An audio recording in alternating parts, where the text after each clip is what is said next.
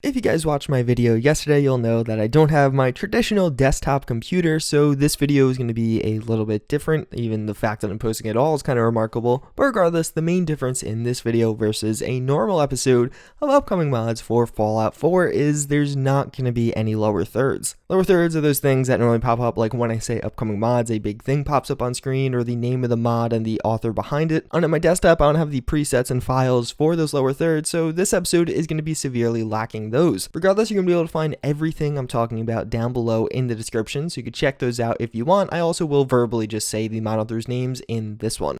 So the first mod we're actually taking a look at are dog tags, or doggy tags, as this mod author does mention. This is going to be by J. Eminaru.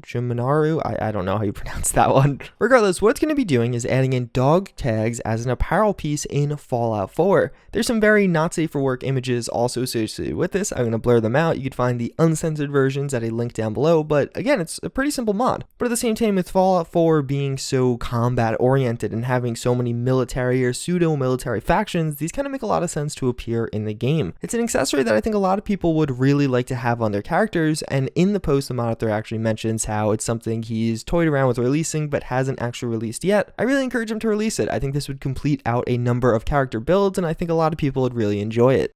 Then we do have another update to the post-nuclear outfit by Newermind43. This is looking absolutely amazing. I've showed you guys this a few times in the past, but I feel like this one really captures what this outfit could be and is a great reason to get excited for it. As you can see, this time we have a lot more accents and details with the outfit. It looks like this is going to be very close to a finalized version. Those red kind of lacing parts on the stomach area, I think, really just make the rest of the outfit pop, as well as that skull design on the mouthpiece there. Just looks really cool all around. I think this is going to be great for like a ninja character or somebody that's a stealth assassin maybe in Fallout 4. I imagine a lot of you guys are going to really enjoy this one. So we do have a bunch of weapon redesigns by Numis Versari. I'm again definitely pronouncing that wrong, I'm sorry. But regardless, first and foremost we have the 10mm. This looks pretty cool. It's going to be a simple redesign. Again, all these are going to be redesigns of vanilla weapons in Fallout 4. But the thing I like about this one is it just kind of makes it look a little bit nicer, I guess, if that makes sense. I feel like this compared to the vanilla option actually has the vanilla option looking a lot more dirty, like a kind of more of a scummy weapon. This one I feel like kind of gives it a facelift and just makes the weapon all around a bit more appealing. Then we also do have the plasma pistol. This is definitely much more of an extreme design when compared to the 10mm pistol I did show you previously. You can see the plasma pistol itself is made to look more like a pistol, while the plasma pistol in Fallout 4 doesn't really make a lot of sense in a traditional sense. This one looks like they took a revolver and augmented it that way. I really like this. I like this idea. I feel like it makes it just seem like a much more plausible weapon. Moving on, we have what may actually be my favorite, and that's going to be the combat rifle redesign. So this is actually going to be a 5.56 short barrel variant, as you could see in the image. And I don't know, I just really like this. Obviously, this will be different to the combat shotgun if this does go through and the combat shotgun remains the same. But just in general, I think I just prefer this design overall. I think it looks a little bit better than the vanilla option. All around, I like all these designs. There's a few more up on this mod author's Nexus page, so I will have that also linked down below.